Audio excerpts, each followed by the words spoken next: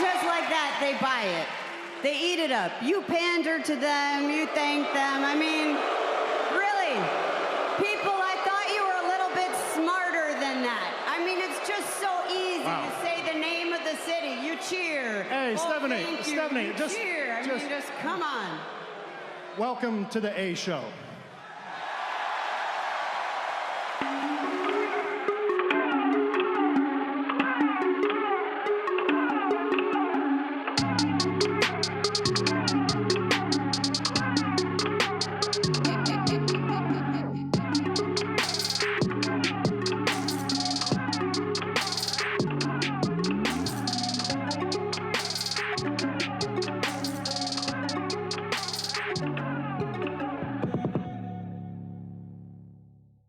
Hello, hello. What's going on? And welcome back to the A Show, episode 77, with the Kings of Pro Wrestling Podcast. I am Justin, here with Meelz. Meelz, what a wild weekend you had. I'm very happy to see that you are back. You are surviving. What's going on, brother? All right, so I had a random thought in my head today. What's that? All right, so I was like, new WWE champion, but I was going back at like how all the old championship belts look, and why did they have that spinner belt for so goddamn long? Because it was John Cena's era. Like it legitimate, but like, so there was a whole period, like maybe like 8 months, 9 months, 10 months, whatever, where John Cena wasn't on the brand with that belt, and that belt still looked like that belt. And I'm just like, I was thinking about it, I was like, they really had that ugly ass belt for like 7 years before they decided to change it. And it's like, it looks like that was the spinner era. Come on, it's not even a classic belt. It stopped spinning. It stopped spinning. And like that don't make it look any less gaudy. Like I'm legitimately looking at the belt now, and I'm like, we really had it. This is why I don't remember anything from 2005 to 2011, because it's like, look at that ugly ass belt. But otherwise, I'm fine. I'm great. WrestleMania weekend was great. I have to, give a belated happy birthday to you, my friend. Yes. Yes. Thank you. Yeah, another year older. Yes. Glad you could live long enough to see a black champion. We were in this era. Listen, man. I've seen black champions before. Like, what the fuck is going on? Have we? All right. We've seen black champions, bro. No one's gonna mistake this time. There will be no dispute this time. But I'm glad to see you here. How was Vegas? Vegas was insane. It was very interesting, and we'll get to your experiences about this weekend as well. But I had to watch everything kind of like on a delay almost. So I watched Takeover. We got to Vegas at and obviously I'm on the West Coast. We got to Vegas at 9. So Takeover had already ended, and I told you, like, I haven't been on Twitter or Instagram all day because I wasn't trying to get spoiled. So it was crazy. Like, you would see, like, there's a section of the day where I didn't say anything at all on any social network at all.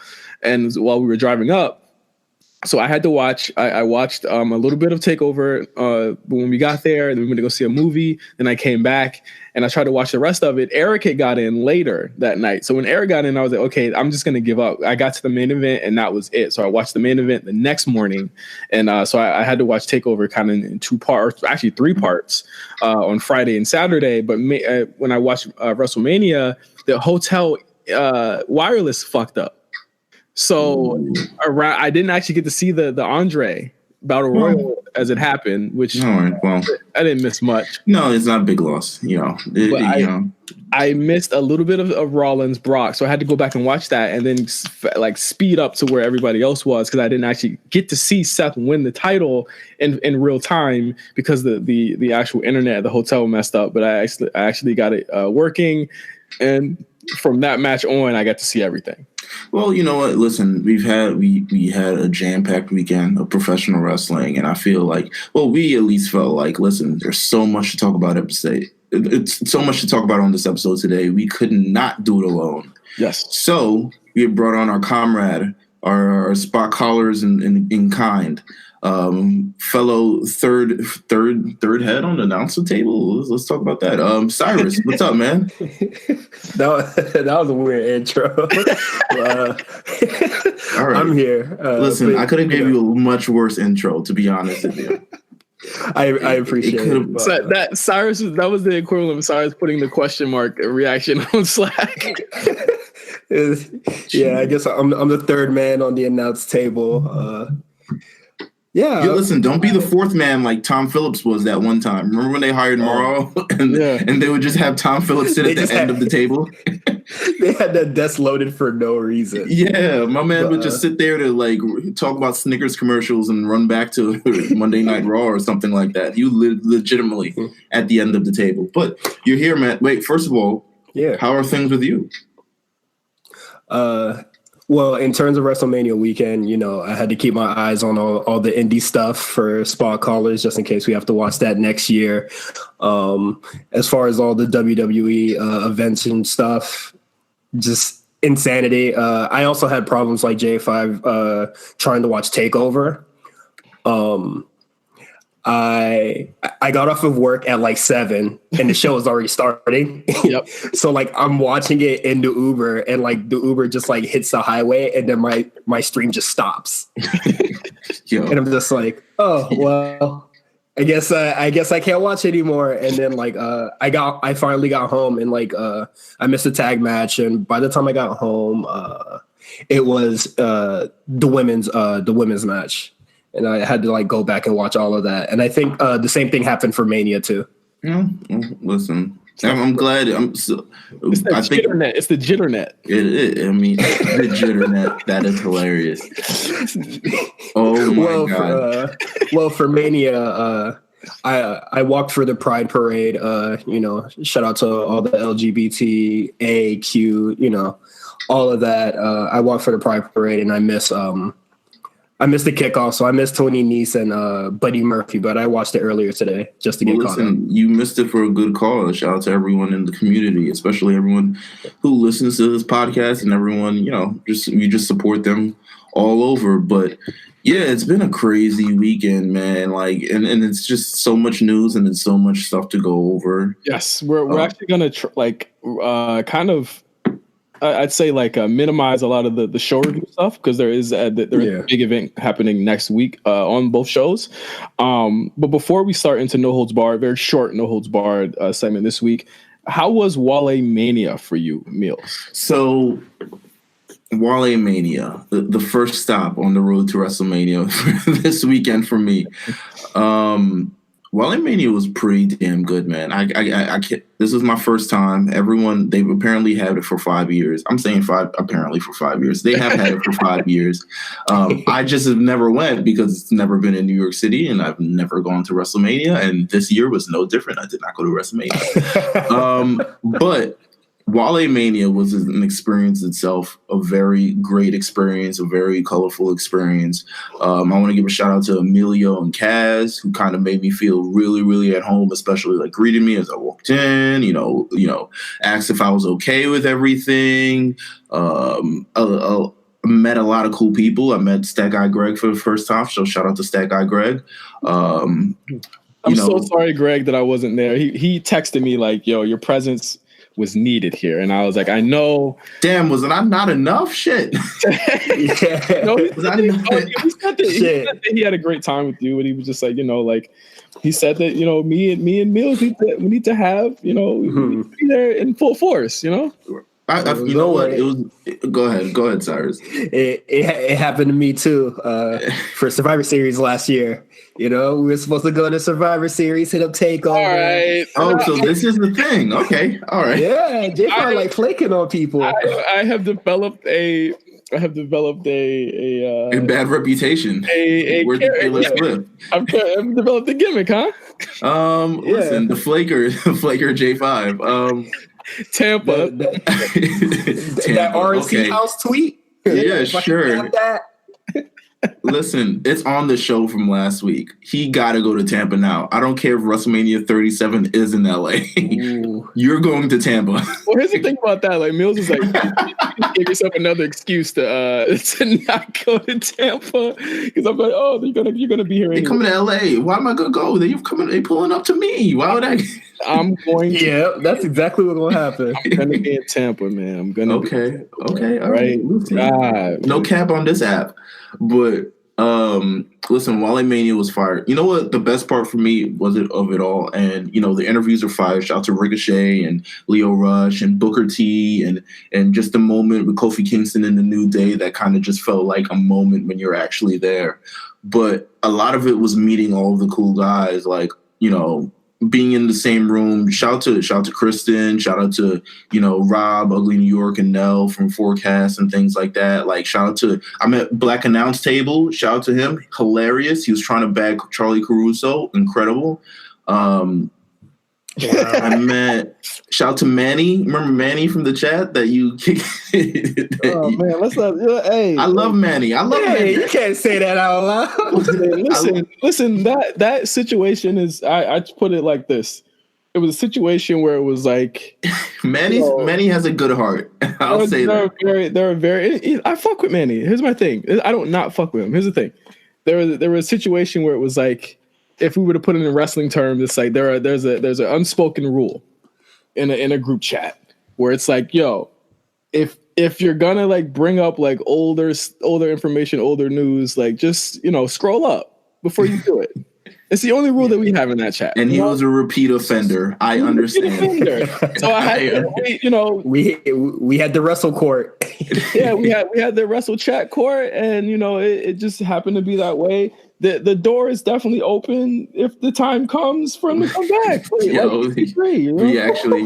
He just has his release and he's on to doing better in his future endeavors. Well, listen, hanging out with him. Shout out to Van Ridge, shout out to Evan. He was cool. Shout out to everyone I met at WaleMania. The energy was incredible. Did anybody Did anybody try you? Anybody try and fight you? No, actually, no fights at WaleMania. No fights at WaleMania, bro. Who else did I see there? I saw all the guys that were there. Okay, so Cedric Alexander was there. Cedric and VIP. Not fighting. Not fighting at all. Cedric Alexander was there. Crime Time was there. Not fighting. Queen Charmel, Booker T. Who else was there? I think Killian Dane pulled up. Random. Fire. Luke Harper pulled up. Killian Dane fire. Killian Dane pulled up wearing some Burberry. That's what's up. Chris Masters, the masterpiece Chris Masters was there. Was he working the event? No, he just showed up. And he just showed up and got the hugest pop ever. Like people were like, "Oh shit, it's Chris Masters." My man strolled on stage and was just like, "Yeah, I'm Chris Masters." He could tell he knew what room he was in. Yeah. I gotta get Corey Graves showed up and dropped a bomb, a little fabulous bomb. There we go. Shout out to Vic Joseph, who I said strolled on stage looking like an SNL writer. My man, I was legitimately like, yo, just very cash with his, but he looked like he had a great time. He looked like he's a great guy. He looks like he's a great time. And just a lot of different color. I think I saw Maxine from Impact, which like I had double take. I was like, yo. She was a dime? She was dimed up? Listen. My heart would have stopped. I looked at her and I was like, I did that look like, you weren't popular, but I know who you are. Oh my Lord. Oh, wow. That's how my look was. But I think she knows that look because I felt like she's gotten that before. That like I know you bad to not be famous. You were right. Well, no, I'm even gonna say that. I ain't got no weak game like that. But like, oh wow. Oh man. All right, let's. Yo, that'd been wild if I said that. Yo, to the show. Let's get to the show. It was an eventful weekend. Let's run through No Holds Barred. Shout out to WaleMania though. Shout out to Wale also, who gave me a lot of shit for not going also. So you guys aren't the only one. Wale was there. Didn't get to meet Wale, but it was a sea of humanity, as they would say in WWE on stage. I wasn't able to get on stage at all. If I was there, we would have pulled up. We would have. Oh, of course. We would have been on stage. Boss N-word discount. First off, WWE Hall of Fame, an event I did not watch over the weekend. I didn't watch either. Literally, me and Jamal were out doing something else. That's all I can say. But shout out to Jamal too, who accompanied me all weekend. That's why I want to give a shout out to as well. Big shout out to Jamal. We love Jamal. you. It's incredible. We love you, man. We love you, bro. We love you on this side, and we love you on Spot Callers, man. Shout out to him. Definitely. He's a guy that's done a lot for us. I mean, it wouldn't be a Spot Callers episode 2 if it wasn't for him. Our second episode. Bret Hart was giving his induction speech, and he was attacked by he's now named Jamaican, apparently. A white Jamaican. He then effectively got duffed out by about half the roster. Men and female. How did y'all feel about seeing this guy just get his ass whipped for about 3 good minutes as he walked out, just getting tagged by literally everybody that he could on the way out? I thought it was out of pocket. Like, everybody was swinging. I thought it was great for the camaraderie of professional wrestling. It's like, yo. Oh, yeah. I thought it was just like everyone just sort of stepped in. First of all, you look at the clip slow motion. You see that Natalya tries to save Bret. Oh yeah, she does. In the midst of this, but also gets tagged down as well. But then the guys come in and they start, and then who is it? It's Ronda Rousey's husband, Travis Brown, coming in, laying the hands. I think Steve Corino as well, getting some hands in. Dash Wilder. Now that's a man who got the exclamation point at the end of the statement. This is what I'm referencing when he's walking away, and Dash is just like, that last punch was so unnecessary. He's done this before. You could tell. Because then he played it off like, I ain't touch him. He's done this before. Let me get a hit in. Listen, but how could Brooklyn? How could you embarrass me by attacking Bret Hart? It literally has never happened at any other Hall of Fame event. That's what I'm saying. It's like, but I think it's the way they had it set up too. It's the ring. It was a weird setup with the ring this year. I talked about it a little bit last week because they had, you had that day layover between NXT and Monday Night Raw, or 2 days at least. So it's kind of like, what do we do here? Am I really going to take down the ring to put it back up? So they literally just set up the Hall of Fame around the ring. And that's kind of what happened. But you know what? I hope Bret Hart's okay. I hope he's fine. So he did tweet later on in the weekend, or at the end of the weekend, that he was, he was fine. And, he thanked everybody for fucking with the speech. And I got to say, it looked like it was a good speech. I didn't watch any of the show, so I'm just. I heard it was really good. I heard it was good. I heard DX speech was really nice. Yeah, I saw the highlights. They said the penny shots, but whatever.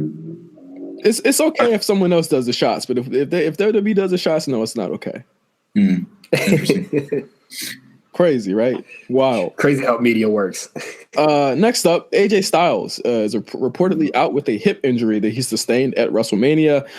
He was taken off the show, pretty much every show this week. He wasn't on Raw or SmackDown. Wasn't at Access either, which I would have been tight. Wasn't at Access, but you did get Kofi on that next day, who was there and did actually get a really good reception and a good reaction from the crowd. Very weird to have her Access on a Monday too, right? First of all, I went to Access. Yeah. I also went to Access. I didn't pick a good time. I didn't pick a good time, to be honest with you. I should have been more prepared. Who was that? Zack Ryder? No. We didn't. We were trying to get VIP tickets, but you know how Ticketmaster does me. They don't like me. So we got regular, the broke boy tickets. So, we're just walking around. They're doing signings. I think who was there when we did the signings? So there was, I thought they typoed Jimmy Uso, but apparently there is a wrestler named Jenny who wrestles for NXT UK. Don't disrespect my homie, dog. I didn't know who she was. Jenny was there. Sarah Logan, Devon Dudley. Wow. So you know where this is going. The only high profile one that was available at the time was Shinsuke Nakamura, and that line was insane. So I know I wasn't, People still want to meet him, I must say. I mean, who else was there? Shit, I'd rather see Shinsuke than Sarah Logan. The hell? I didn't have, so VIP at the time was Sasha Banks and Bayley, which shout out to Chris Novak, who apparently, he got his life made. And who else was supposed to be there? Speaking of Sasha, we did forget about this. She's apparently been pulled herself off of the shows this week. Pulled herself off of Wendy Williams, and has left a couple of very, very, very cryptic tweets and Instagram posts, as well as Bayley. What do you got to say? Bayley too? Yeah, Bailey did. She put up a tweet that said at least we stood up for what we believed in, or something like that. Her and Sasha were in the picture. Yeah. Hopefully it's story related. Cause come on, guys. Yeah. In terms of what I'd say about it is just like I hope. I feel like they're very passionate performers who take things very, very, to the heart in a business. And sometimes the heart and sort of what goes on with the passion and what goes on with the business don't really mix well with certain people when you prioritize passion over business. Mm-hmm. So I'm hoping that whatever they're going through, they can seem to overcome. Because we want Sasha on the shows. I hope this is really just a 1 week thing. Like it's very weird, but Sasha always does this whenever she loses a match. Always. Every single time. Like a lot of people have even brought this up. You could see at Mania when everyone called it. As soon as you saw her, she had the boo-boo face. Yeah, she was not happy to be out there. And it's like I at this point I don't. She low-key had the face during the Ronda match, which we already knew where that was going to go. It was you're not winning. It's crazy. Like I understand believing in yourself and believing that you should be in these positions, but sometimes it's like I wonder if and I'm not privy to everything that goes on behind the scenes, but I'm just talking about what I see, and I see someone that is featured prominently on TV at least every single week for this company, and that's why that's why I don't understand. And maybe she could. Fill us in on what's really going on, but she's been pretty much radio silent, which is very odd for her. She's always on social media, but she's been very, very radio silent. She canceled the Wendy Williams show, which is, I'm guessing, she was so excited about a couple of weeks ago. Yeah, it was a big look. It's actually a big look for her to be on the Wendy Williams show, especially as a performer. It's these opportunities that a lot of other WWE superstars don't get. To be honest with you, like she gets to be on the BET Awards, she gets to be on the Teen Choice Awards, all those things. And I think that realistically, it's like how do you what does she really want? And it's very, very weird. Like when the Wendy Williams actually said that it was a family emergency, which is, something else. It's like, I'm not sure, what's going on. Because my thing with the family emergency thing is it doesn't jive with what she was saying on social media. Yeah. So I just think it's interesting that it's not a family emergency. I don't know if it's, I hope everything is okay with her family or everything is okay with her mentally. Everything was okay with her physically. But, it always seems to be this weird thing whenever she loses a match where it's like, what the fuck's going on? And, this looks kind of, it's weird. I feel like this will definitely be a bigger conversation maybe down the line.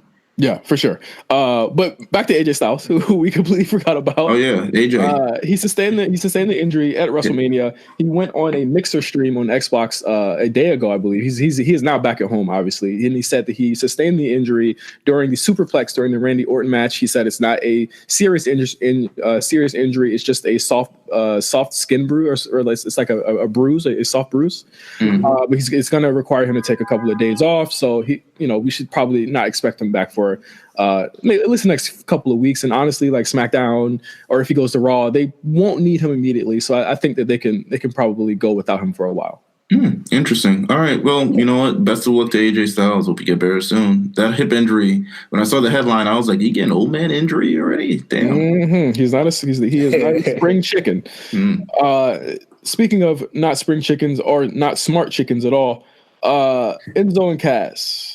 You said Enzo showed up at WaleMania, so we definitely knew he was in the city. Enzo was definitely there. Let me tell you this about the Enzo performance, because there was a performance. All right, love WaleMania, you know what I'm saying? But wasn't the time, wasn't the place. I wasn't personally feeling it. I'm not a fan of Enzo. I'm not a fan of Enzo rapping, and maybe possibly the worst incarnation of Enzo. So I left when he started rapping, but apparently everyone started chanting delete when he finished rapping. Like, they did the delete thing, and I was like, damn. Good, turn up. Damn, you could have been a part of that. Wrong event for him to do that at. Wrong event. And also the wrong event to do that at the G1 Supercard.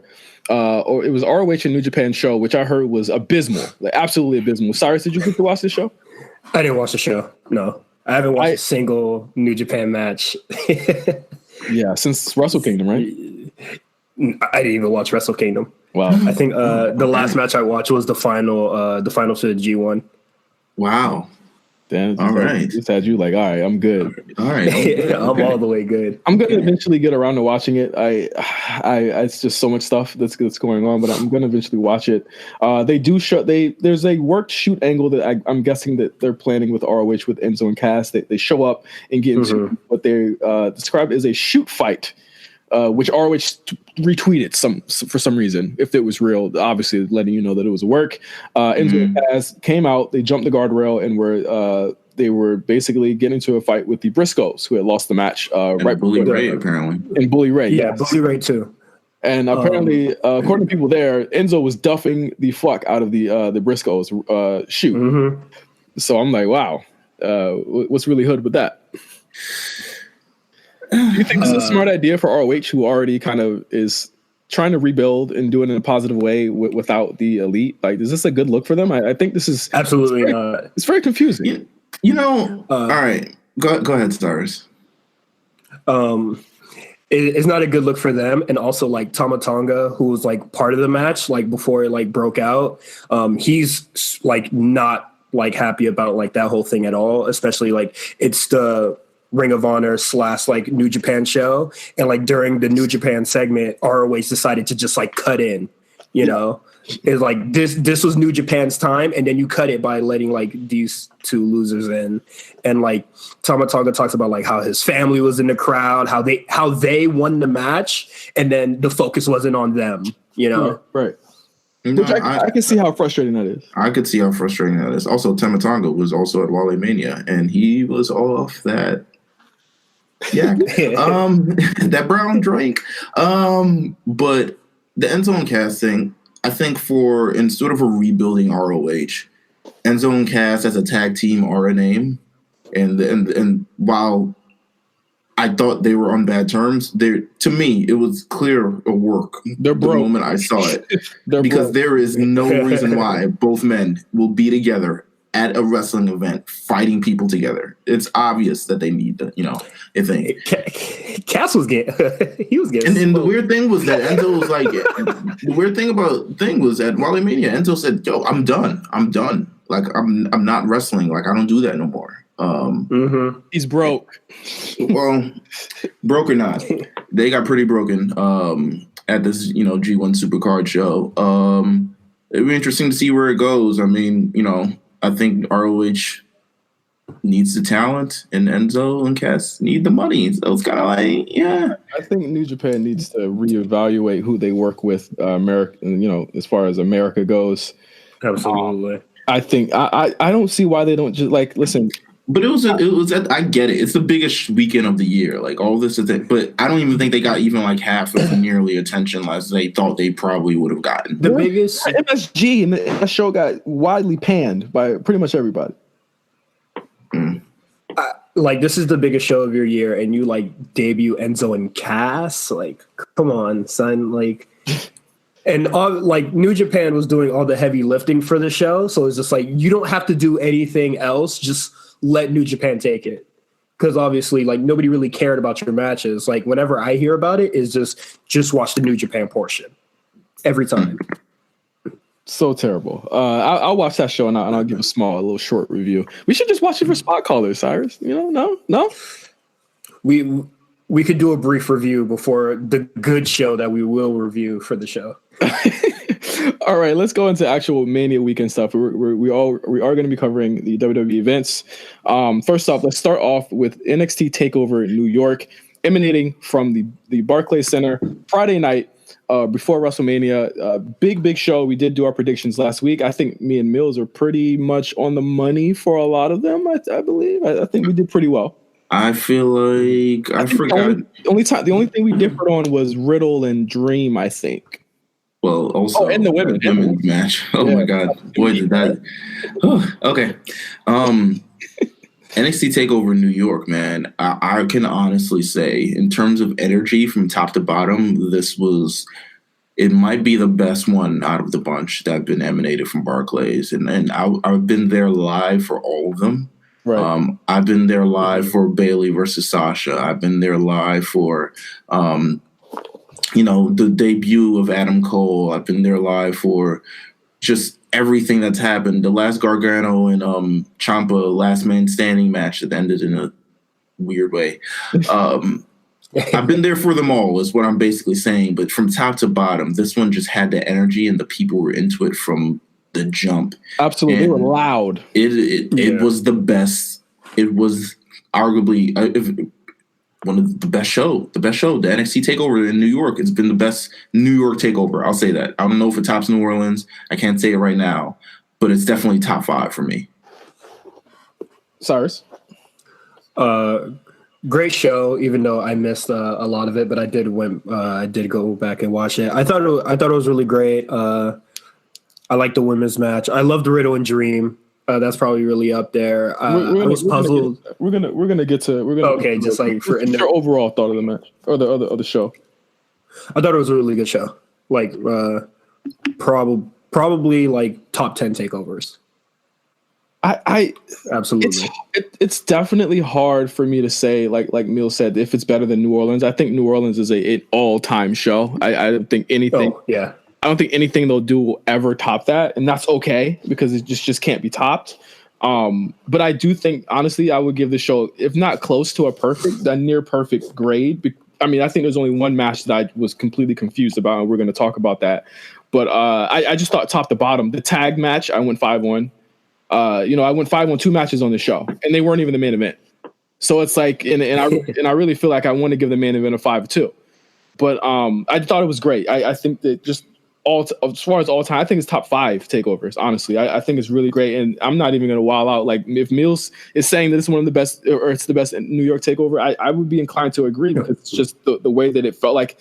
Even when Ricochet came out, I've never heard a reaction like that in my life. And then when Black came out, I saw Black preparing for his entrance. It's just one of the funniest shits I've ever seen in my life. It's legitimately my man.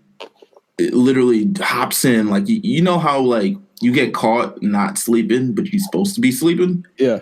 And like you quickly like leap into bed and just pull the covers over you. That's how you prepare for his entrance. It was so cool. Everything was just moving, and everything was just. It was just show. There was no breathing room in that show. No, there was no breathing room. The first match to me, incredible. Just War Raiders and Aleister Black and Ricochet, just from top to bottom, just amazing. They were throwing haymakers in that match. Like it was literally all the hits. That was psychology, man. It was a story. It was great. Like when Alistair and I think Rowe. Rowe wasn't the high flyer. Yeah. When they're like just going at it and then they just stop and then he just like the signs of like respect that they showed each other. Right. I was just like, yeah, this match gonna slap. It was so great. Like I think like as far as openers, I think it's up there with the Undisputed Era. Mustache Mountain. Yes. Or Lorcan and only Lorcan and Danny Burch. Yeah, it's up there with as far as like tag openers that they've had. Like this match, must see. I've watched it twice since. Like it's that fucking good. Yeah, me too. But as far as the actual show, I'm just gonna go around and start with Cyrus and the Meelz. What was your best match on this show on Takeover? The one I enjoyed the most was the beginning, the first match. I'll say that. Another great match to me was that Velveteen Dream and Matt Riddle. I did not think it would be what it was. Brutal fucking match. But it was. Yeah. I'll say that. Yeah, I didn't know what it was, but it was. Velveteen Dream just showed out. Matt Riddle took it to another level, something that we haven't seen from him in NXT, which is what you talked about a little bit last week, that we haven't really seen him. Yeah, I mean, he dabbled in a little heelish activities, maybe a little, shades of gray, which I was cool with. But yeah, and then, I mean, those are the two that really stick out in my mind. The main event was also just another experience that, I think we talk about. We'll talk about the main event in a second. Yeah. What about you, Cyrus? For me, it would be the tag match and Walter versus Pete Dunne. Oh man, we didn't even mention that. Like that was awesome. Yeah. I saw y'all even mentioned that, but that match went crazy. Even though there's just that one blemish that just like I'm just like, come on, son, why? And I'm pretty sure everybody like agrees. Like when Walter like goes to the top rope, like even though like Dunn is sleeping, he's like out cold. But no, that match went hard. That was very violent. Just heavy hitting. You feel like it was too long? Honestly, I did feel it did go too long. The match should have ended when Dunn was sleeping after the big boot. Like it should have just stopped there. Yeah. I don't think they needed to do the power bomb or they didn't need to do anything on the top rope. Right. To me, that power bomb should have just came earlier. That the power bomb to me was an emphatic way in terms of just like, how do we top the rest of the show? Well, there you go. That was like an emphatic ending for me, but it just kind of went on a bit longer than I probably think it should have. But it definitely went too long. I don't want that to be Pete Dunne's signature, is that he has really long matches. I think it's OD. Because there's another guy on this card whose signature is really long matches. Yeah, it's like in my thing, the guy and that guy had a better long match than Pete Dunne did, in my opinion, on that night. But I think that like I don't want that to be his thing because he's not going to be able to do that on the main roster at all. Like, it's not going to be his thing. I think that match would have been great if it was 15 minutes. I was actually interested to know like how did that match feel live? Did you feel as though it was too long? So it definitely, it peaked and valleyed a little bit. I thought it was too long, but I think the people were just ready for it. Everyone was very hot for Pete Dunne. I mean, and Walter themselves, like just being there, witnessing Walter was an experience. But Pete Dunne, people were hot for Pete Dunne, and it only I'd say his reaction, and maybe Alistair Ricochet might have just tied for second for the main event, the guy in the room who did it all. But it's for me it went a little bit too long, but I understand. My favorite match of the night was another match I went 5-1. I went 5-1 on Dream Riddle. And I think what made me go that high on that match or be so high on it is the fact that Riddle read that crowd. They were turning on him in the beginning. They literally turned on him within the first couple of minutes because the match, of course, the storyline is Riddle is better. That is the story. And Dream had to squeak by. Dream got very little offense. How many moves did Dream get in that match? like 10? Nothing. Yeah, it looked like a longer Brock Lesnar match where it's like Dream, but it also showed Dream was resilient. But what Matt Riddle didn't do was he didn't try and be a face whenever Dream was getting his heat spots. He changed the match to become a heel to complement Dream, and it made Dream look 10 times better when the finish finally came, because it made him look like more, like not only more resilient, but more smart and not moving off emotion. And I thought that the match was just set up so well. So that even though Matt took his first loss, it was done in a way that it didn't make him look weak. Dream didn't pin him with his finisher. He didn't tap any of that shit. It made Matt still look like a monster. And it was like, okay, if he's uncaged, this is what the fuck happens. I thought it was a tremendous match. It was the right length of time. Matt Riddle was, I thought, I said this last week, like Meelz said, if you get to see what he can really do, you're really going to be a fan. And I think he probably turned a couple people that were kind of unsure about him in that match. So that was my favorite match of the night. I think a close second, maybe like a 1B. I really did like the main event, and I really did like the tag match as well. But the main event was really tremendous. But before we talk about the main event, I think the most perplexing thing, I'm very upset about this. I don't think I've said it enough, but I'm very kind of upset or really not, or just really disappointed in the Shayna Baszler, Io Shirai, Kairi Sane, Bianca Belair 4-way match. I do not think that was the right booking decision. It was a perfect show going into this damn near until that damn decision. What did you guys think about the finish of the women's title match? Go ahead, sorry.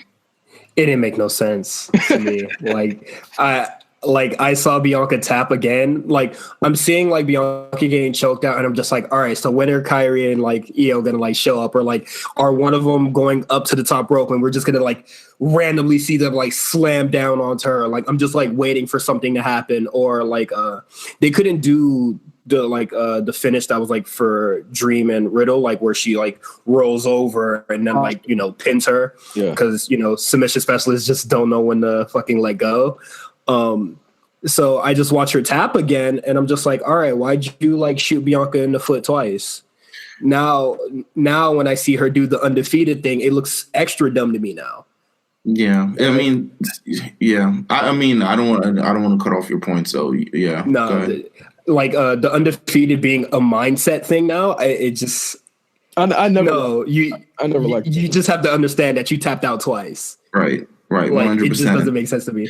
I mean, it took a bit of the wind out the sails of an event that was kind of where it was going. To me, after 3 very big and just in like presence and in like size, matches, women going up after that, they had a hill to sort of overcome, and the finish didn't really do it any favors. And once again, I'm with Cyrus in terms of just making Bianca tap out again. It didn't seem like the right decision, especially, with what they're hinting for what's going to happen in a couple of weeks.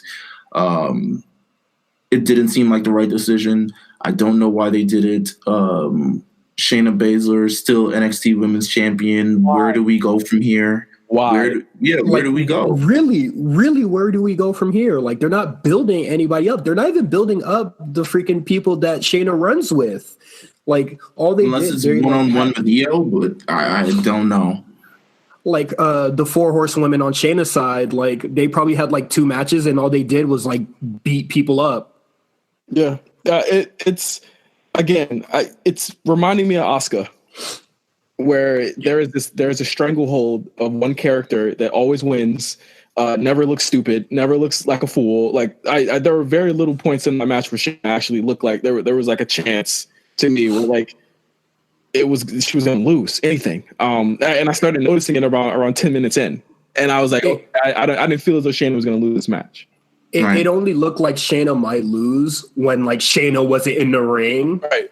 And then somebody else was in a compromising position. Like, like Shayna might not even be involved in the pinfall, But she was the champion disadvantage. But like she overcame it anyway, and it just doesn't make sense because they're not building anybody. I think that it's the wrong decision, and very rarely do I disagree with the NXT decision. Like even the Matt Riddle thing, like we both said last week, there doesn't need to be an undefeated streak. It actually hurts characters in the long run. I think with Shayna, it's like she's been on top and dominant for so long. I don't think NXT should work like that. I think it should be rotating very often. Even Ciampa was getting a little bit longer in the tooth with his reign, but we understood why, because of injuries, and they had to set up for the next takeover and stuff like that. But it was. Yeah, unless this is a long form thing to kind of like, it might be a long form thing to like take Bianca out and bring her back. I mean, we've seen them kind of do it before. Previous couple takeovers when they did like Asuka and Bayley's rematch, or Asuka and Ember Moon's rematch, where you take them out and then you bring them back in. But just with the reign of Shayna Baszler, it seems like it just should be over by now. Like we should be anticipating.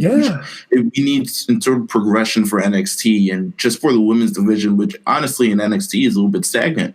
There doesn't appear to be much storylines going on except one. There's a dominant champion, and we've experienced this for a number of years now. At this point, there needs to be a lot more. There's a blockage in sort of the flow, and there needs to be a lot more flow going on with a lot of different things here. So yeah, I mean, it's definitely disappointing. But Shayna Baszler is still a champion. I mean, can't say that she's a bad champion at this point now. I mean, it's just like good wrestler, but like yeah.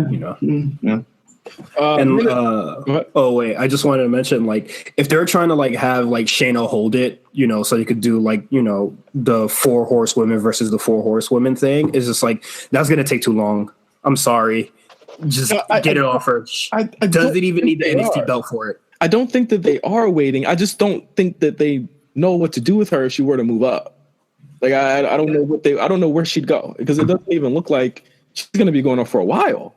Honestly, it doesn't seem like and it. it's just like the other two, like, because, we have like Bailey, Sasha, Becky, Charlotte. Like, we know what they can do individually and as teams.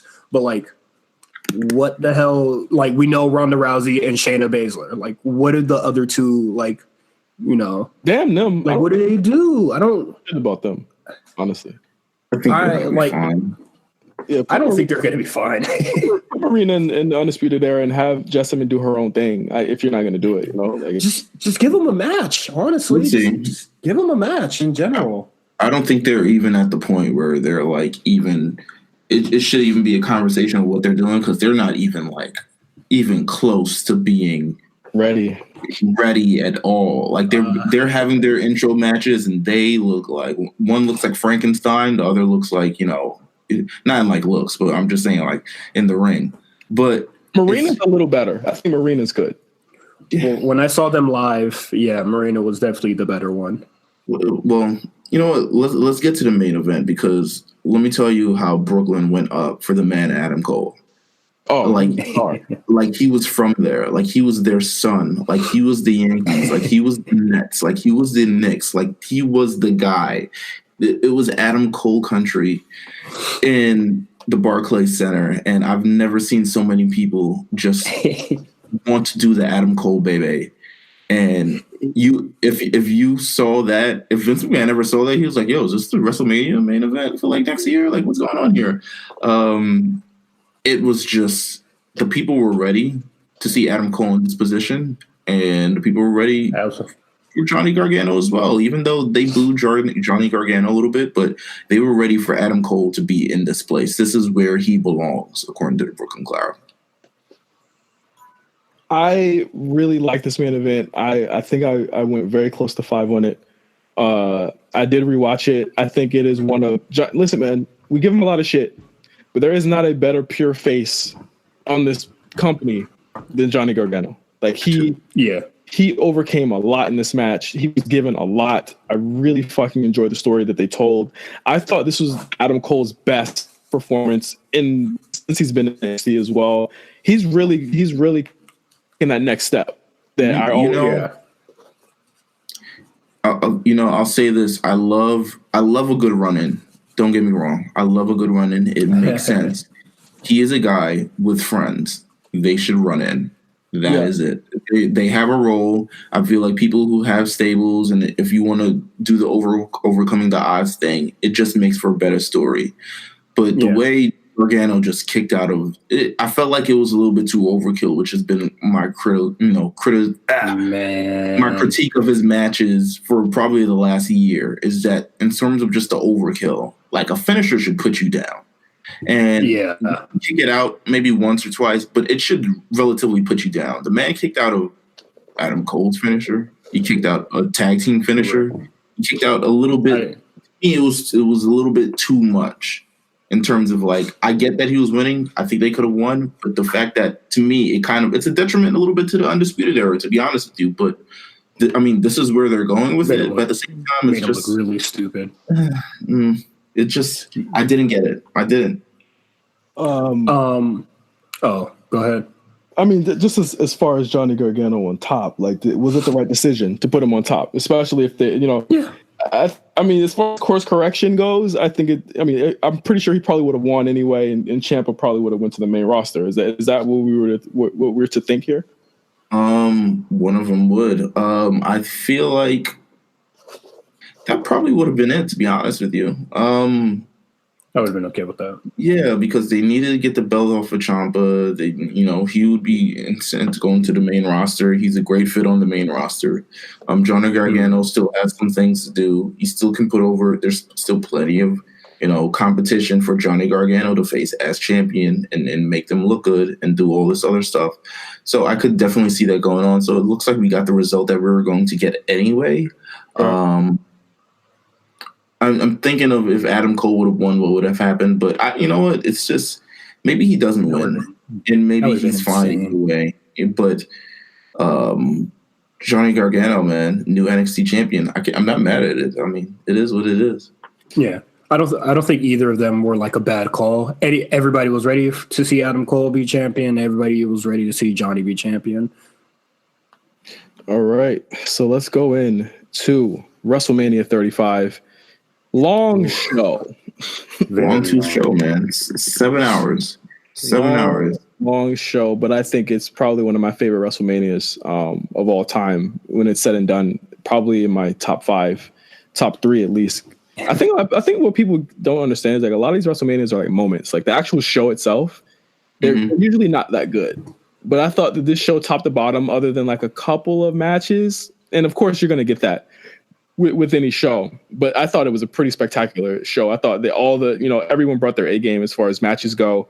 I really enjoy even like the silly matches like Triple H and Batista. I really enjoyed, and I thought they were. Hey man, I felt like that match. I felt like everyone brought their A game. I wouldn't know. I wouldn't put this in my top 5 WrestleManias. I just wouldn't. I feel like everybody brought their A game. What isn't it better than other than 19 and XL? It's just a personal preference. It's just a personal preference. I like 17. I like 31. I like 19. I like 30. I like a lot of the recent WrestleManias. I do like. I felt like this one. I just think there's a lot. There are moments. And that is, that's perfectly fine. To me, there's a lot of moments on this card, but then, there are other things where you're just saying, that happened. Oh, yeah. Okay. All right. Yeah, that did happen. It's not saying that it's a bad show, but it's just like, okay, there are peaks and valleys, and the peaks were high, and they were high as hell. And, it dipped and dipped and dipped. It was like legitimately telling a story where it was just like, what were the dips?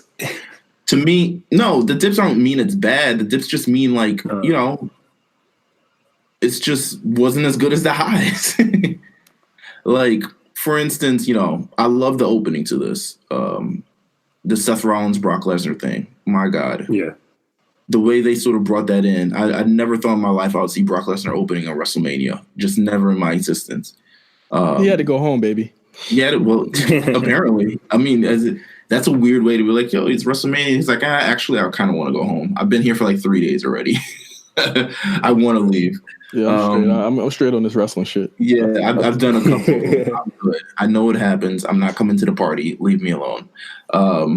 So I love the way they introed that, and I love Seth Rollins' victory over Brock Lesnar. I mean, one could argue it wasn't clean with the low blow, but it was certainly impactful. And let me just say that I called it. It's what he had to do. Let me just say that I called it. Okay. Last week, and I said, hey, it kind of seems as though this is going to play into the main event, huh? What do you mean? The low blow. Oh, okay. Yeah. I mean, yes, it definitely did play into the main event. It is Seth Rollins, Brock Lesnar. You called it. I had Brock Lesnar because I am just a person of habit. I'm just a creature of habit. It just didn't seem to go. It just didn't seem like it was going that way. It really, like when you even look at the show on Monday, it just looks as though that this is a roster or a company that's going away from part timers like that. You know what I'm saying? Like it's like even looking at the show, it was just Brock, Triple H, and Batista. That was it.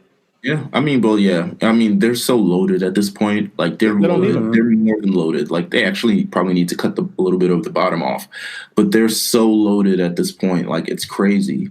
And, I thought another high point, believe it or not, I don't think people saw this coming, was that Falls Count Anywhere match. Oh, my God. What do you mean, oh, my God? It had a great moment. The superplex off the top. That was a dip. That was a dip for me. That was a dip? Wow. Nah. Okay. No, come on. Don't say that. That whole match was, if you listen to Spot Callers, I like violence. And, a lot of violence on the show. There was a lot of violence. A lot of violence. So, I fucked with it a lot. It was Shane McMahon versus The Miz. I didn't think it was going to be a dud.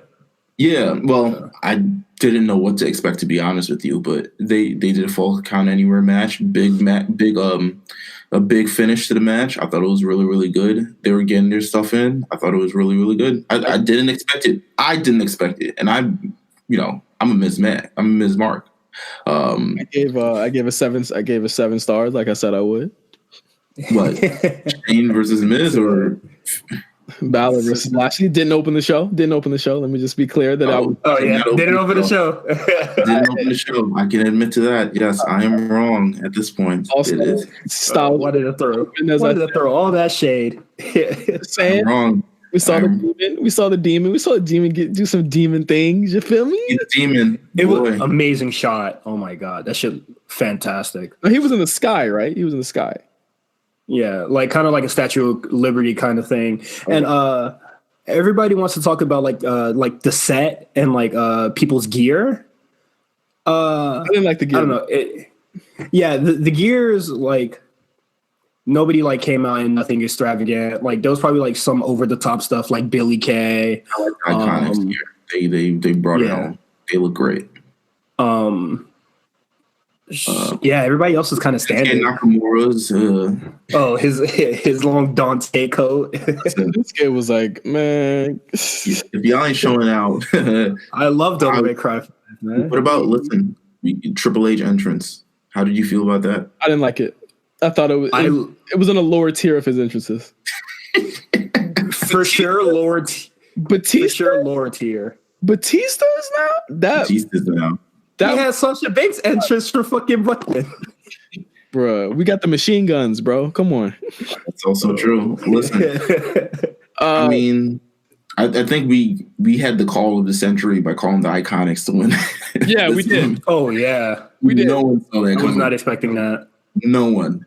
Well, I feel as though me and Meelz expected that finish because I feel like we did process of elimination. Yeah, because it couldn't be Sasha Bailey. Like it's like they have to chase. Like they can't have like a dominant, over all of those women. I feel like the Iconics needed that. They beat them on SmackDown. They had already had the story where they were kind of like ducking them anyway. So why not have that? That's the match that made Sasha not even come to work no more, man. So, this is it. Billy Kay, the real Eddie Guerrero fan. You also had another high moment of the show, Justin. Your man, Tony Nese. Listen, if you could have heard me in that hotel room, ask Eric, Pat, and Cam. I jumped out of my seat when Tony Nese won that match. Okay, I jumped out of my seat and said, "Yes, let's go!" Expletives. That's my. And I'm sure they're looking at Tony Nese like this guy. All right. This guy. Tony Nese. It's a different vibe, man. Hey, man. Yeah. Did they see the 8 reasons? I had to tell them the 8 reasons later, bro. I had to tell them the 8 reasons a little bit later. Okay. They let him say that. But shout out to Mark because Tony Nese. He's never believed in him, but from a 78 overall in 2K19 to the Cruiserweight champion. Shout out to Tony Nese, man. I'll be 82 after this year. I fucks with you, bro. He about to be different in 20. Oh, wait. In 20, he'll be so different. Can't even pin him. But let's get to the nitty gritty here. The 2 big matches I feel is on the card. Kofi Mania does run wild.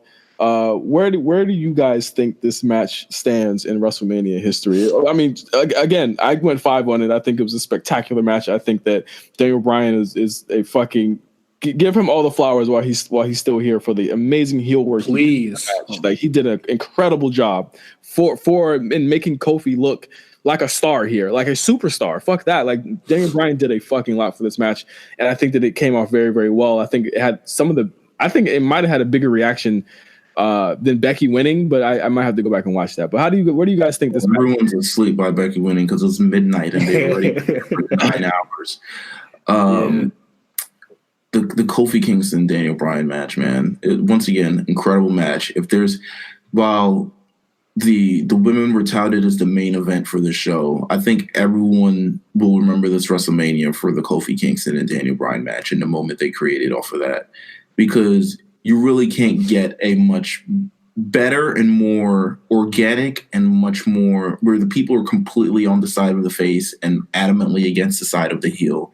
You can't get a much more organic moment than that. And Kofi Mania, man, everyone wanted it except Justin, but it was just a force that you couldn't ignore. And I loved it. I love the moment. I'm glad they chose the moment because the moment 100% matters.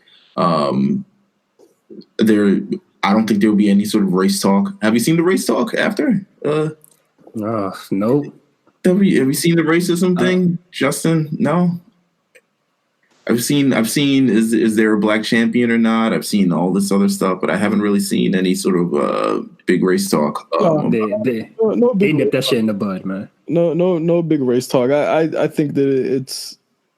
I don't like to say that things are like they're making up for something that happened 10 years ago or over a decade ago. I don't like to say that they were making up for it. I don't think they were making up for it. I think WWE got smarter. Yeah. And WWE got more inclusive, and WWE realizing that it's much bigger. Some moments are much more bigger than professional wrestling itself. And they're able to create some of those moments when they have results like these and giving it to the person who does deserve it at the time. And to be honest with you, I feel like if Booker T won at WrestleMania 19, I don't think it would have had the effect that Kofi Kingston here winning at WrestleMania 35. And I think part of that result ended up with why it was just a big thing here.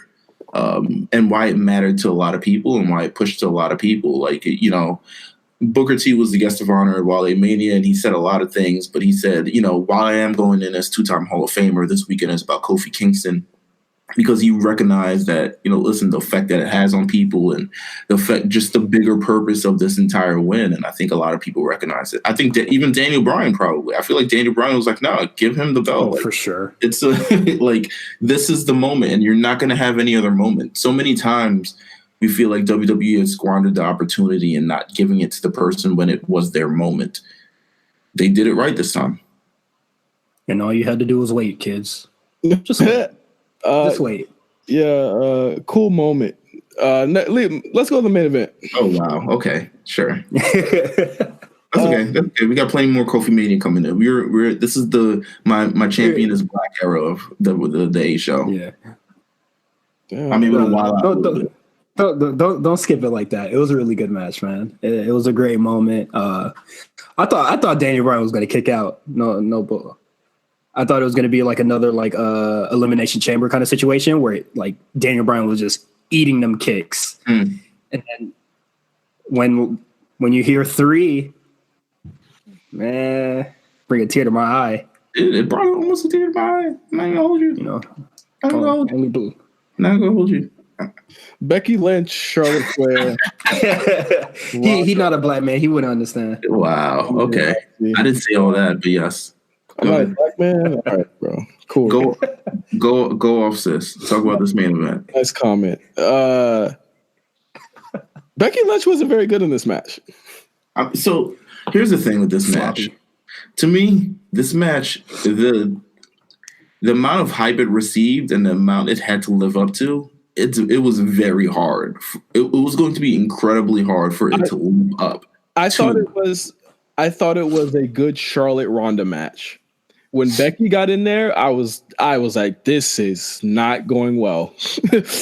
I feel like it also would have been a good Charlotte Becky match. And then when the times when Ronda got in, I just think there's so much different factors going into this match. And I feel like there's so many different, like I said, this match would have never lived up to the hype at all. It started at midnight. Yeah. That's the thing. It literally, you had to wait 7 hours to get to the show. Now I'm kind of rethinking how they want to do main events for WrestleMania, but the main event is the main event. You're not going to get over it. But just the way it went down, what happened in it, the sort of exchanges. I don't know if I'll be as quick to revisit this match as I will others on this card. But I do think it was a very significant match. And, I mean, at the end of the day, we got what we wanted. I think the result ended up being superseding the actual match itself because, once again, the right person won. Yeah, all of the right people pretty much won the match, won the matches that they were in on Sunday. I just think that I won't say the match went too long. Of course, it was the main event. I just feel as though it didn't always congeal correctly. I don't think it was the most very sloppy. It wasn't the most crisp triple threat. I'll say that much. It was very, and it was. I almost feel like they had a bunch of nerves. They were very nervous going into this, and which I can understand that. This leads us into the finish of the match, which saw a lot of people very upset at the end. the show was about to be 12:30 midnight. I'm pretty sure they had to get out. Yeah, it was to me. The finish sucked the air out of the. Everyone was like, "Huh?" Well, I saw basically the ref intimate to Ronda and Becky, "Hey, finish it," during the match, and like. Then, especially considering it came after that table spot that didn't go as planned either. Yeah, and I think a lot of nasty bumps in that match. That table spot was sloppy, and it also was like very rushed as well because I think they knew what was going on. It took Becky like 10 minutes to even set the damn table up. It was right because I would have in any other circumstances. I feel like they would have like set it back up and just like, no, you're going through the table because this match needs that. Yeah, but they were just like, nope, roll out. It's time to end this. and they finished the match up. It ended with a crucifix pin after Ronda tried to put Becky in the armbar, which saw Ronda's actual shoulders. They were above the mat clearly, but the ref did count to 3 anyway. A lot of people think that this was a botch. I'm pretty sure that I don't think anyone on this show right now thinks it was a botch. I think for the reasons that we've just kind of outlined, like it was very late. I feel as though Ronda, again, she's not a like 10-year veteran, so when the crucifix pin came, she probably accidentally put her shoulders up. But I thought more interesting than that is that maybe she was going into business for herself. Maybe. Then that's what I was just gonna say. I was man. So I put my Triple H voice on. There was a lot of, animosity between those two, or there might have been animosity toward the finish. I'm not saying, either way, but it's like, why didn't they book Ronda to tap? I mean, yeah. I feel like that's also a moment in itself. The tapping is a lot more relinquishing than build. Yeah. It's a lot more defeating. Yeah, like if you build Becky to be like this badass for half a year, Stone Cold didn't crucifix pin HBK. Even. I mean, to Becky's credit, she says she downplayed wrestling for a lot of weeks, and I beat her with a wrestling move. So, Triple H tapped to Cena. But Randy Orton tapped to Daniel Bryan. They've got so much stock already. Like Ronda is still a year in. Imagine Ronda coming in 1 year and then she taps. Like it's especially considering I don't think has she ever tapped in. I mean, yeah, I guess she's tapped out. I'm trying to think from UFC. Either she got knocked out or tapped out. But yeah, it's a big defeat. I think there's another stage. You set up for something, another opportunity to put someone over huge if you do that. You don't want to do that all too quickly right now in terms of tapping. Well, it doesn't help that everybody in that match has a submission finisher. Yeah. I mean, it was just like dumber. That's how they equipping the ladies now, man. Come on, everybody got a chokehold or coquina clutch or whatever. So it's just like, like Ronda not tapping when everybody in the ring has a submission finisher, like it does like look weird. But like if they're saving it for a bigger moment, and it's just like, what is the bigger moment? This is Mania. Yeah, SummerSlam. Like what's the bigger? No, I mean, it's not a bigger moment. I'm not saying bigger moment, but another major moment. Shit, WrestleMania next year. Maybe. I can't handle this for another year. Man. You gotta build it up. What if? And I can't see the main eventing next year either. I mean, I don't think it's going to be the main event next year, but you got another opportunity with Ronda and you're going to have another major match. I don't think you want to give away the tapping too early. You can definitely do a pinfall. You can even do a shaky pinfall. And it's like, well, was that even a finish? But to have someone decisively beat Ronda, I don't think that's going to have to happen. She decisively beat, and they're not mentioning the fact that her shoulders are up because that was the finish. Like they wanted it to be shoulders down. It just looked weird. I thought that I liked the main event. I liked it when Charlotte and Ronda were in it because I think that they have honestly better chemistry than Becky and Ronda do. I love the energy of it. I love the entrances. I love just the overall feel that we've gotten to this point in 2019 where we've made these women's matches feel like genuine main events. Right. It's just great. To me, it was fantastic. Great effort by all ladies. All of them deserve to be applauded. All of them deserve a standing ovation. But yeah, the show had to be over, man. New Jersey Transit, baby. Like, it is what it is. Let's run over to the Raw and SmackDown after Mania. No big. I mean, we've had call-ups all year already, so I understand. These were the lamest after Mania shows I've seen in a long time. Yeah, very lame duck shows. Just a quick run through. Dean Ambrose is done. They not only had someone disrespect his wife, but beat his ass on his way out. So that's pretty nice. Brooklyn. That's the best he looked since he came back. So Brooklyn turned on the main event of Raw, which I don't see why they did that. I don't know why they thought that they would get a Kofi Kingston, Seth Rollins winner take all match. I don't think it was that though. I think it was they would have rather just seen this even if it didn't end with like a actual absolute victor. Like I would still rather seen Kofi versus Seth than the bar coming in out of nowhere and it's like, oh, we're doing a bar tag team match now, like we see every week. I understand it, but then Brooklyn is the king of like when we don't like something, we let you know about it. I.e., like Universal Championship unveiling and like many different other things in the past. I'll let you know one thing: they WWE love their money, so I hope they enjoyed those AEW chants. Oh well, go watch. Listen, they paid their money, chant whatever 3 letters they want, baby. AEW, all this stuff, man. Undertaker returned from his flat tummy tea excursion. On Monday night after Mania. I love that they didn't put him on Mania. That's hilarious. That was weird. Yeah, but hit it with it, Justin. Bad Bunny. That was weird. Oh no, fuck him. That's why. You don't need to be on Mania. Fuck him. What's the point? After Mania, I mean, it was like, listen, Taker, we don't have anything for you right now. We had John Cena, Dr. Thugonomics return. We also had Sami Zayn returning and pretty much furthering his turn as a heel. He is staying heel while Kevin Owens stays a face, which is an interesting dynamic because usually it's the other way around. I saw it coming. You can tell by Sammy's hats if he's a heel or a face. And it was a black hat, so I was just like, something's fishy with what's going on here. Fell on stage. I was like, was that planned or did he do that on purpose? I don't know. What do you mean? Because he's an idiot, man. That's why I thought he was going to be face. I saw him trip. I thought he was back to his goofy self. I saw it. It was him being his over the top ass self. Like, I get it. I'm just glad he didn't come out as El Generico.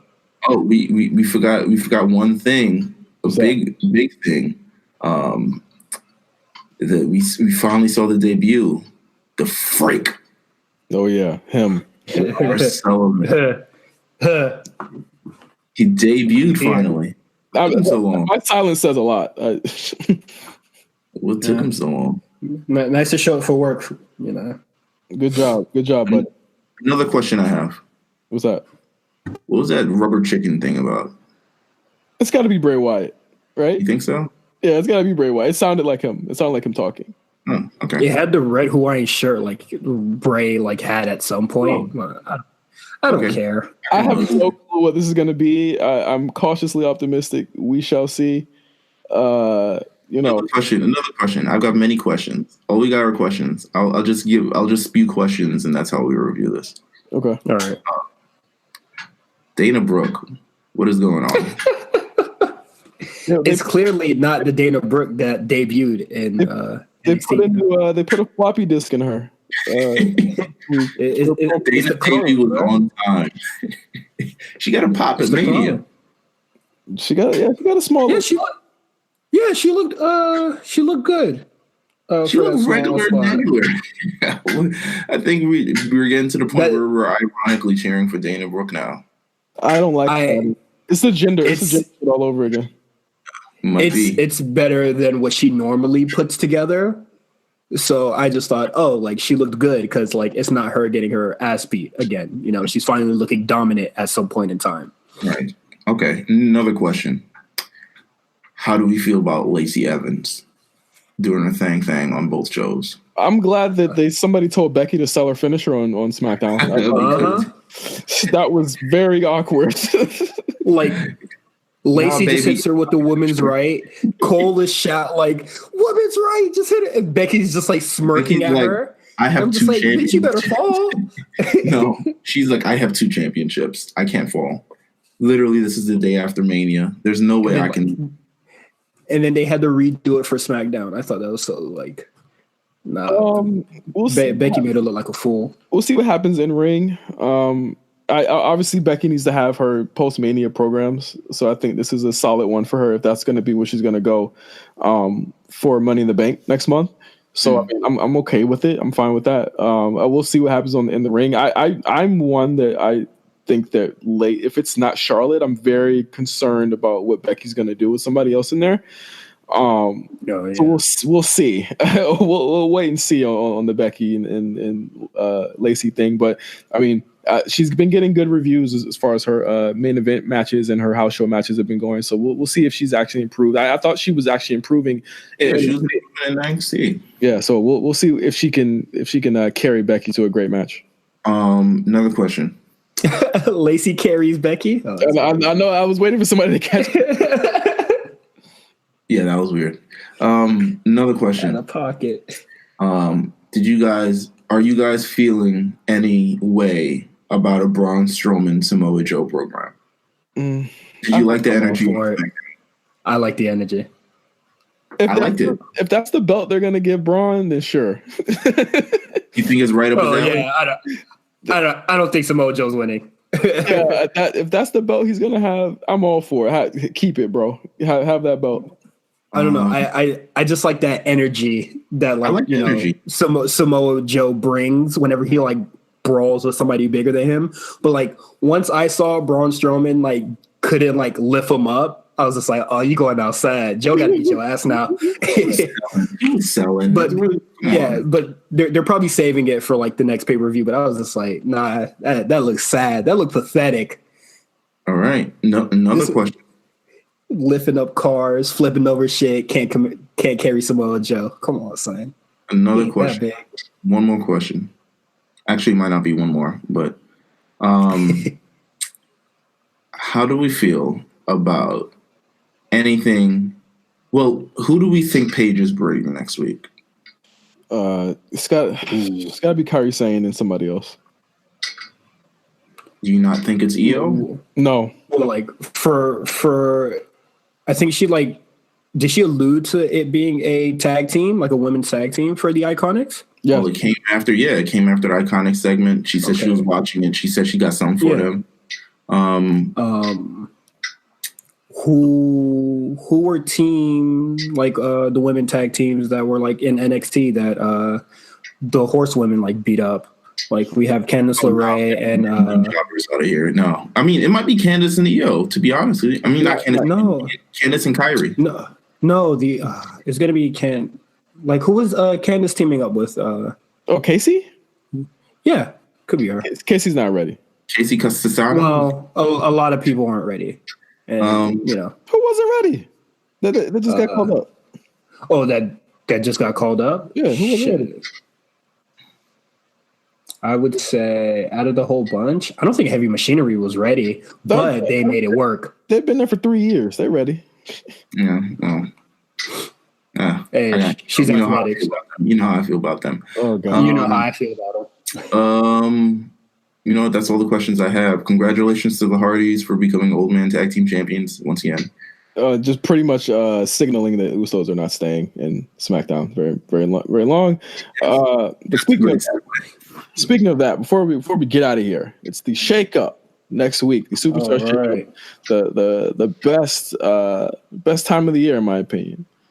Who are some people that you guys think should move shows and why? I'll start. I think that Asuka should move to Raw. I do not think there is anything left for her on SmackDown. I always thought that if she did lose to Charlotte, she should have just went back to Raw. I don't understand why she was even on SmackDown. I think that it was. I'd have to say, as far as her whole year on SmackDown goes, I have to give it a big fat fail. I think take her back to Raw, rebuild her up again, have her win the Raw title, and I think that's a better show for her. I like that idea, so I'm not totally against it. I think when you have these big, SmackDown's a weird place. SmackDown, you're either like present and accounted for, or you're kind of there. because they only have 2 hours in the show, and they kind of do well with the 2 hours that they have. But sometimes, even though you're there, you're not fully present. Like, for instance, I'll say, Kevin Owens. Kevin Owens currently on SmackDown. He's there. Yeah. Was he counted for? I wouldn't say so. But if there is any person I'd say is in a desperate need to get off the show that they're on, I'm saying let's just split up this Rusev and Shinsuke Nakamura thing and get Nakamura on Monday nights. I agree. God, please. I agree. It's where he belongs. Cut the tag team, man. It's been SmackDown was supposed to be the place where he kind of starts and then figures it out, and then he gets to where he's supposed to go. Let's just get him Monday. They just started working as a tag team during their Mania match. They debuted a lot of tag team moves that they were doing, but it's just nah, cut that short. It's too late for that. Right. All right, well, Cyrus, since we're doing this move to Monday nights, who would you prefer to move to Monday nights? Naomi. She needs to get away from Mandy Rose. Yeah. I'm just tired of that whole thing. Naomi can just work with somebody else on Monday nights, and they could just kill the whole Mandy thing. I think it's really getting boring. Monday night's women's division is pretty non-existent. Yeah, they need the Raw women's division needs some juice behind it. That's why I think I agree, Cyrus. If they move, I think they're moving so they're going to move her anyway. If they move Asuka, you have a reason to have competition, because Asuka is nothing without the competition. She is. Unless she has matches, there's no point on having her. She's not backstage fodder. She's not hot girl that you just see backstage chilling with the guys. There's time for her on Raw. Right. So it's domination on Monday Night Raw. So I definitely do think they should do that. Now, who would be? Maybe we'll go. Let's just do who we would move to Monday nights. Let's finish up who else will we move to Monday nights. All right, I'll go back again. I think as far as moving to Monday nights, I think this has pretty much been I'd say a kind of something that might kind of be controversial. I think Randy Orton should go back to Monday nights. Ooh, I had him on my list, but I didn't pick him. Yeah, I think Randy Orton should go back to Monday nights. I feel he got a set schedule with Tuesdays. Here's my thing with that. I feel like if he's finishing up, there are a lot of mid-card to upper mid-card and build on upcoming guys that are that would need somebody of his stature on that show that he could kind of dance with. I think if Aleister Black or Ricochet are there, or both of them, that could be someone that they could dance with on that show as well. I do believe Randy Orton is probably all his moments and all the things you remember him for been on Monday nights. So move for him to Monday nights would not be the worst thing on earth. I'm for it. Hot take. I'll say that's a hot take from my answer. Daniel Bryan. I'm with it. Oh, fuck, I had him on my list. I'm with it. I'm with it. That's who I had. Daniel Bryan. You already have the Kofi Mania thing. You kind of don't want to bounce back and sort of try to rekindle that magic. Let's just get him off the show, something completely fresh. There's a new Universal Champion waiting in the wings that could use a very strong opponent. We have not seen Seth Rollins and Daniel Bryan in a main event sort of capacity yet. Let's make it happen. Yeah, I'm down. That's what I had on my list. What else you got on your list? I had Braun to move to SmackDown. I think anyone else you want to move to Raw just before we? I'm trying to get all the Raw. We moving to Raw. I watched their match with Toni Storm earlier today. I think Ginny. I think there needs to be some NXT UK kind of representation to just let them know because I don't think anybody has been called up from NXT UK yet, unless Pete Dunne's all the way or something. But I think the UK does need that representation. I was gonna ask who we thought should move up from the developmental, but we can do that after. Let's get the Raws. We'll do the Smackdowns, and then we'll do the call-ups. But I think if there's any, I think Naomi should certainly be moved to Monday nights. Yes, I think. Let's see. Carmella could go too. I think Carmella would be a good. You think Carmella and Truth? I think you do it as a tandem. Carmella and Truth. Carmella and Truth, 7-second dance break. To me, Carmella has done everything that she does on SmackDown. She is done on SmackDown. Let's move her to Monday Night Raw. I'm also thinking you keep Becky and Charlotte on the same show. I think there's got to be a big move there with the women. You cannot have Becky and Charlotte on the same show. So does Becky go to Raw? Is my question. I think Becky goes to Raw. I think Becky goes to Raw. I think Raw. Does Andrade Becky, go to Raw? Asuka, Naomi, Carmella go to Raw. On SmackDown, well, we'll talk about SmackDown, but I also think one more. AJ Styles. I think he's staying on SmackDown. He stays. I've also been flirting with the idea of splitting up Sheamus and Cesaro. It kind of feels like it's over for them, huh? Right? It feels like it, especially after this week. It kind of feels like it should be over for them.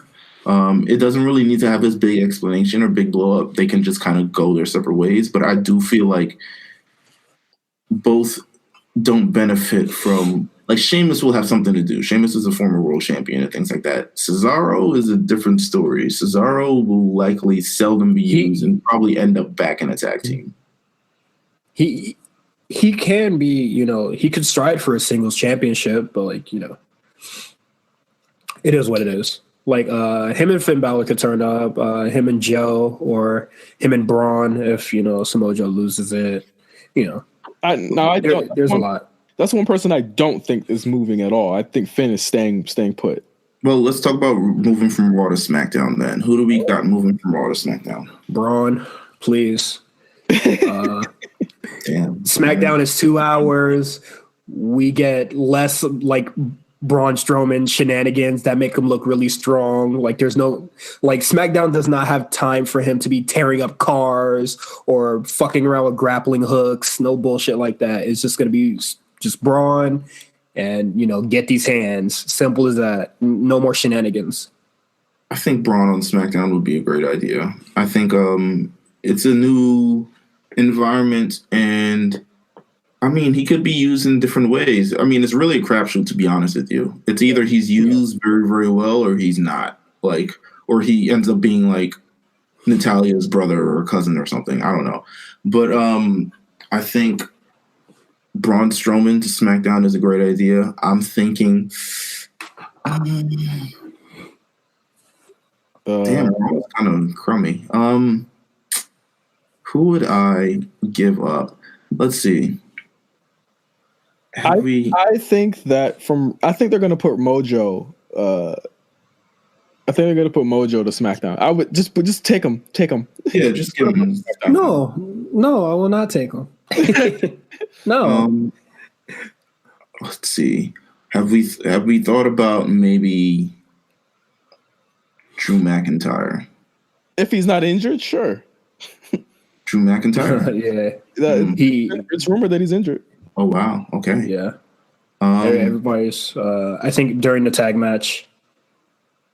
Damn, that's crazy. Okay, I hope he's not injured. God bless. Damn. Drew would work, but I mean, that would completely take, that would, like, Seth needs dance partners. So I think a lot of the heels on SmackDown are going to move over, like Randy included. Big Bobby. Bobby to SmackDown would be dope. I think that, like, if that gives Leo more, like, we could possibly see Leo and Rey Mysterio if that's the case. Right. Bobby would be great. Please. Bobby's been on SmackDown before.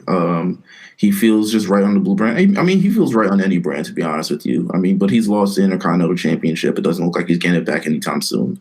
There's a United States champion for him to contend with in Samoa Joe. There's a couple other, dance partners he can roll with. I'm talking about, Mustafa Ali, a lot of different things. So we could potentially see that as well. All right.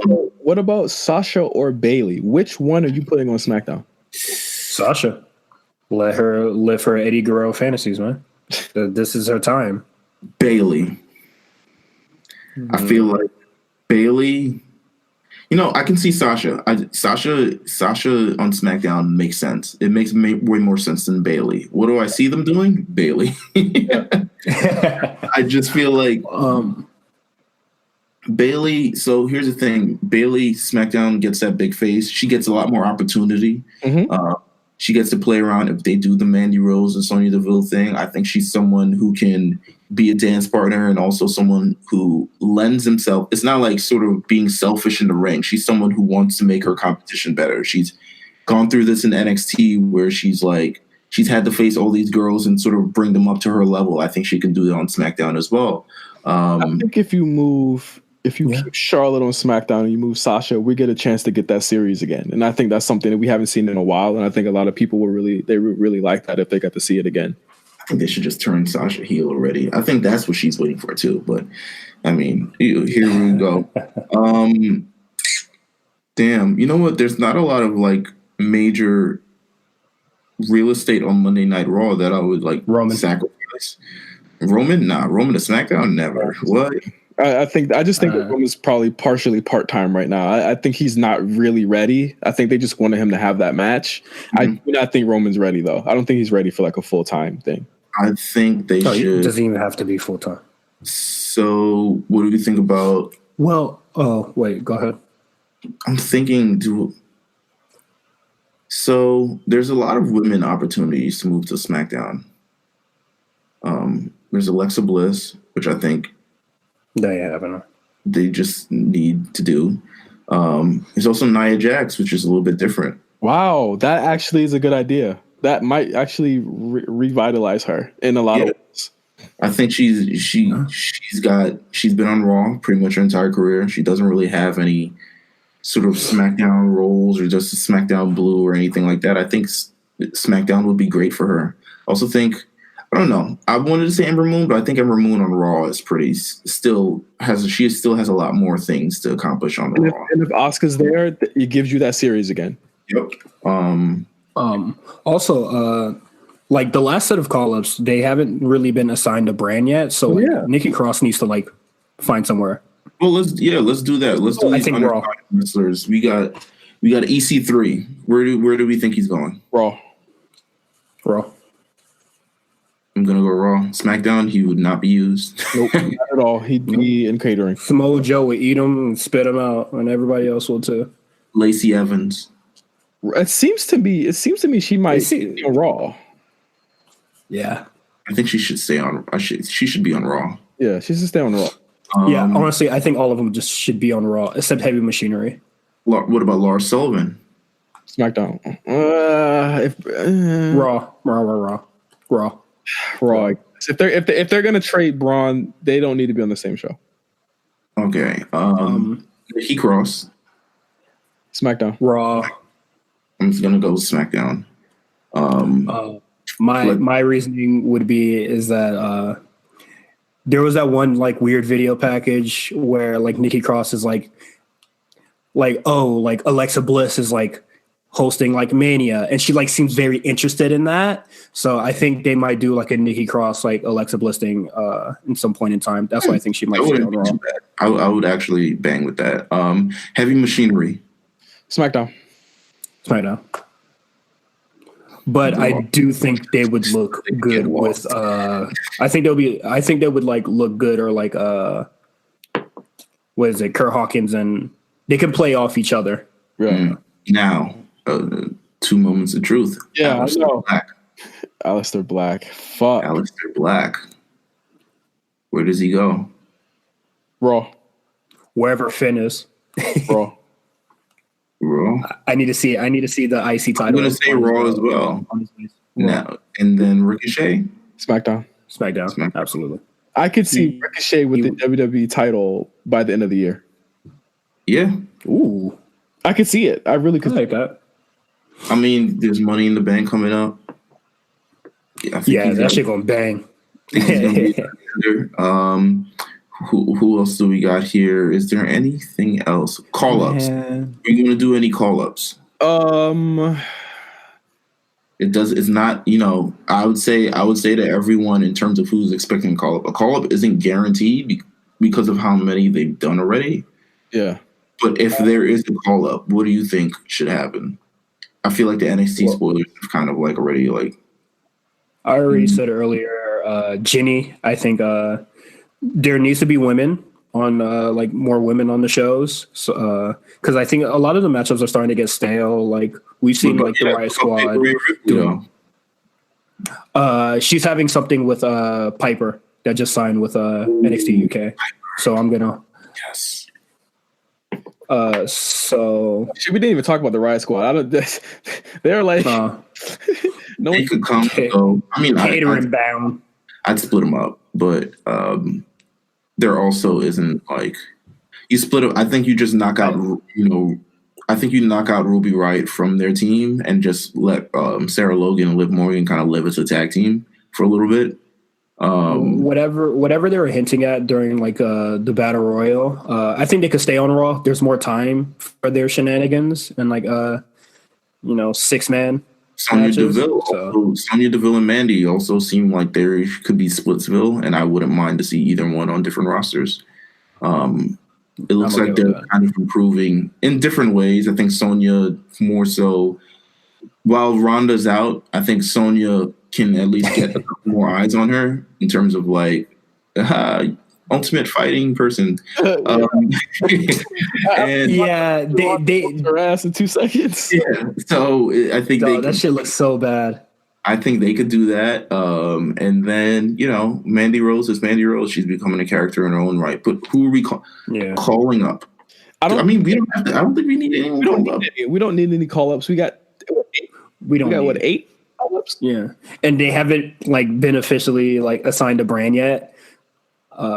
I think that we're fine with. I like your NXT UK thing though. I do think they need representation on the main roster, so I could see a Pete Dunne or a Pete Dunne, Mustache Mountain. Mountain. I would love British Strong Style, just all 3 of them in general. Come in as a hopefully. I mean, they could come in as a stable and see how it works. If they come in as a stable, I'd say Monday Night Raw because SmackDown doesn't have time for any of that stable shit. So what's up, Sanity? Oh yeah, that's right. Few things. I mean, I think we can wrap this up. I would love if everyone who sort of listens to the show, you can add RNC Live, you can add myself at Meelz TV, you can add Justin at OG Johnny 5, you can add Cyrus at H_visibility, and let us know who would you want to see move to another roster as the shakeup is on the way. Let us know before Monday night. And just let us know. For sure, and we'll be back next week with a full rundown of all of these shenanigans, including the Superstar Shakeup. It's going to be yet another show where we are scratching our heads at their decisions, I'm sure. But you guys see fall and then do the retake over again, and that was funny. I just threw it in there. Don't think I forgot. I literally have not commented on that match. I thought it was kind of. Batista versus Triple H was like that long match that Triple H always does, and it's not always amazing. It was different though. I like that it like wasn't like too. Yeah, it wasn't like they're not wrestling. You're like no, that wasn't part of the deal. Hour 5 of a 7-hour show. I like that it was different, but then it's also like, yo, this is actually done wrong. Did I not say that you're sitting around breathing heavy? Breathing hard. Funny episode. Breathing hard, but yes, take us home, Justin. Yes, sir. As always, you can follow us at RNC Radio Live. We have so many different podcasts coming. We have Spot Callers coming this month. We are reviewing Joey Janela's Spring Break 2, correct? Yeah, 2. And I said this on the show last month, Meelz. I said that you're gonna watch this with us this month. Yeah, I'm there. There we go. I like how he hated it so much. It was like, oh fuck, another podcast, bitch. We're gonna have that on Spot Callers this month, but of course this week in RNC we have RSBN with a brand new episode with Cam from Late Fees on it. We also had a newer episode of Late Fees last week with John Hughes and his movie 16 Candles. Breakfast Club and Ferris Bueller's Day Off. So shout out to Don Cheadle and Shea Serrano. We need you on the show. Just go ahead. Just don't even front. I know you're probably not listening to this show, but just to let you know, you're very welcome to be on the show. We also have the Perfect Play podcast with Huey, and we're coming this week too. What was that? You have a playlist coming this week too. We have a playlist coming this week. Playlist coming. Listen, it's Brian's time, baby. It's finally his solo moment. Brian Jimenez. Jimenez, man, come on. We have a playlist. It is called Siempre Flow, Nunca Un Flow. See how I did that? Oh, okay, Meelz. Okay. What that mean? It means and it's better than mine. I live in Miami. That's crazy. Always flow, never unflow. But he's coming, if you like reggaeton, this is it. This is our first Spanish playlist. I'm very happy if people support it. I feel like we're getting in touch with different cultures and different nationalities and things like that. And just want to give a shout out to Brian who delivered with this. I've been listening to it all day. I'm enjoying it. I've forwarded it to all my friends who love the music. So yeah, keep playing it. And yeah, it should be out. Siempre Flow, Nunca Un Flow. So yeah. All right. And that is everything in the world of RNC. Make sure that you subscribe to us or square the hell up. We are on every form. Like Mrs. Dad. Ugh. Say what? Like Mrs. Dad. Oh man, we should have made that the cover. Dad. We should have made that the cover. But yeah, subscribe or square up to the A Show RNC Network. We are, as always, we have some new shows that are going to be debuting very imminently for the network. But as always, you can check us out every week at the A Show and check Spot Callers out every single month. I want to thank Cyrus for joining in on the show today, man. Thank you so much. Yeah, it's a wrestling fans' favorite holiday. For sure. I had to be here. WrestleMania weekend. And with that, we put a bow on this whole weekend. For Meelz and Cyrus, I'm Justin. Until next time, peace. My champion is black. Oh, I'm cutting this off. No more happy Rusev Day? No, because my champion is black. It's a new era. It's a new era, baby. It's a new era. Yeah, fuck that Rusev shit. All right, bye.